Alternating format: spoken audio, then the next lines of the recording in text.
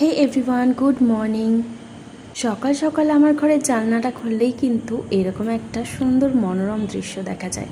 আর সেখানেই আমি চলে আসি এক কাপ গরম গরম চায়ের সঙ্গে। এনারা সকালটা শুরু হয়, তো চা খাওয়ার পরে আমি কিন্তু এদের সঙ্গে একটু সময় কাটাই। তো দেখতেই পাচ্ছ এই গাছগুলোর পাতাতে কিন্তু মাঝে মাঝে ধুলো পড়ে, সেটা আমি পরিষ্কার করি এবং এদেরকে জল দিই সকালবেলায়। তো দিতেই হয়, যেটা সকাল বিকেলে জল দিই।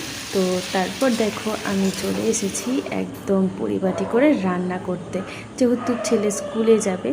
আর তারপর রান্না বান্না সেরে একদম দেখো চলে এসেছি এই গরমে ঠান্ডা ঠান্ডা মৌসুমি হোমমেড ফ্রেশ জুস। এটা খাওয়া কিন্তু অনেকই ভালো স্বাস্থ্যের পক্ষে।